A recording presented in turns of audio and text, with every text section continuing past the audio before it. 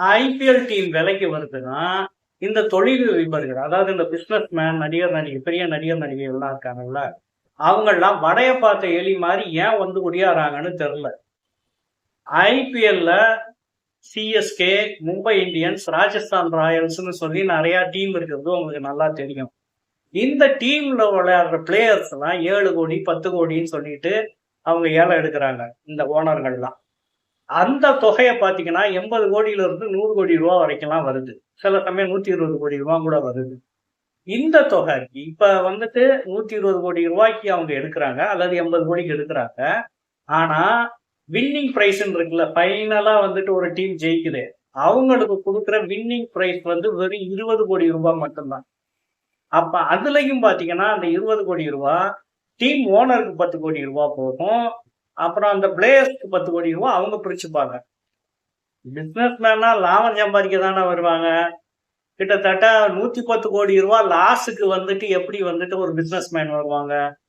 சோனியம் குடும்பி சும்மா ஆடுமா? அப்ப இதுல வந்து மறைமுகமா என்ன நடக்குது, என்னென்ன லாபங்கள் இவங்க இருக்கு அப்படின்னு சொல்லி பார்க்க ஆரம்பிச்சா அது வந்துட்டு பயங்கர அதிர்ச்சியாகவும் இருக்குது, ரொம்ப சுவாரஸ்யமாகவும் இருக்கு. அது என்ன அப்படிங்கிறத இப்ப பார்ப்போம். யாருமே வந்துட்டு பெரிய அளவுல பணம் போட்டு தோத்துட்டா வாழ்ந்த பள்ளி மாதிரி துடிப்பாங்க. ஆனா இந்த ஐபிஎல்ல டீம் ஓனருங்க தோத்தாலும் சரி ஜெயிச்சாலும் சரி கோடி கணக்குல லாபம் பாக்குறாங்க. அந்த விதம் எப்படிங்கிறத இப்ப நம்ம பார்ப்போம்.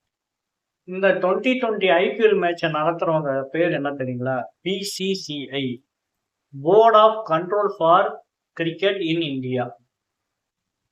இந்த பிசிசிஐ ஐபிஎல் மேட்சை டிவியில ஒளிபரப்புறதுக்கு உரிமை கொடுத்துருக்காங்க. அதை வாங்கியிருக்கிறவங்க ஸ்டார் ஸ்போர்ட்ஸ். அவங்க வாங்கியிருக்கிற தொகை எவ்வளவு தெரியுங்களா?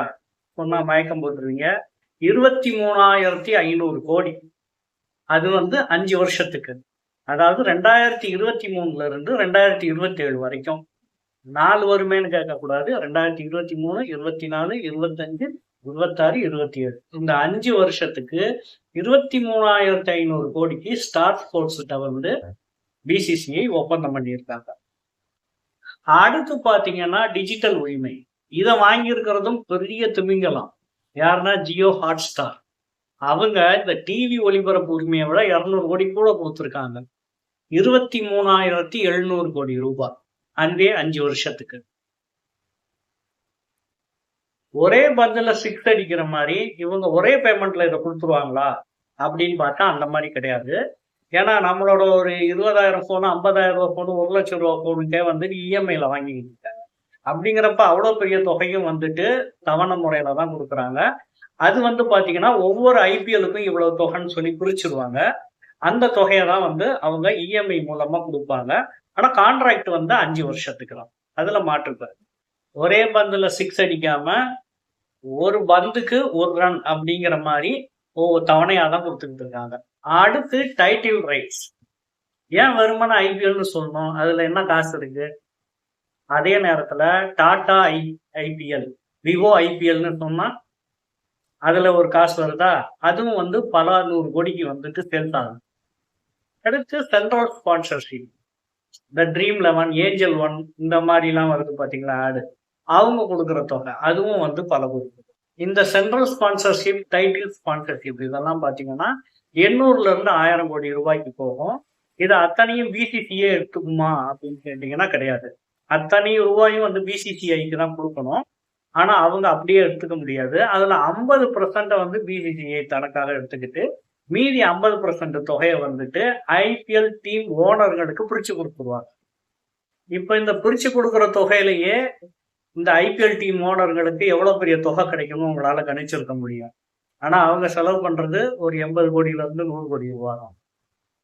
அடுத்து கிரிக்கெட் டிக்கெட் மூலம் கிடைக்கிற லாபம். இது வந்து எப்படின்னு பாத்தீங்கன்னா, ஒரு 2 டீம் விளையாடும் ஒரு ஸ்டேடியத்துல.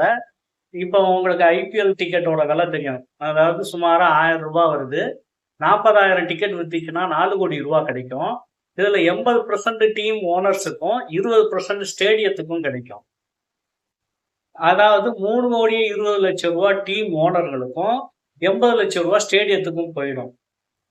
2 டீமும் வந்துட்டு மைதானத்துல காரசாரமா மோதிப்பாங்க. இல்லையா? இதே நேரத்துல அந்த 2 டீம் ஓனரும் அங்கிருந்து பார்த்து சிரிச்சுக்கிட்டே இந்த 3 கோடியே 20,00,000 ஆளுக்கு பாதியா பிரிச்சுக்குவாங்க. அதுக்கப்புறம் டீம் பேர் போட்டிருக்காங்க இல்லையா? அந்த தொப்பி, ஷர்ட்டு, டி ஷர்ட் இதெல்லாம் விக்கிறாங்க இல்லையா? அதுல இருந்தும் ஒரு கணிசமான வருமானம் டீம் ஓனர்களுக்கு கிடைக்கும். அப்ப நானும் போய் ஒரு டீம் எடுத்துடுறேன் அப்படின்னு பார்த்தா, அங்கதான் ஒரு சிக்கல் இருக்கு. என்னன்னா, நீங்க ஐபிஎல் டீம் ஓனர் ஆகணும்னா, பிசிசிஐ கிட்ட 1000 கோடி ரூபாய் வந்து டெபாசிட் குடுத்து லைசென்ஸ் வாங்கணும்.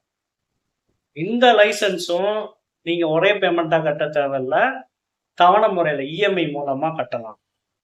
லைசென்ஸ் அமௌண்ட் டீம் கிரிக்கெட் வீரர்களை ஏலம் எடுக்கிற தொகை இதை விட இவங்களுக்கு பல கோடி ரூபாய் வந்து ஜெயிச்சாலும் தோத்தாலும் கைக்கு வந்துடும்.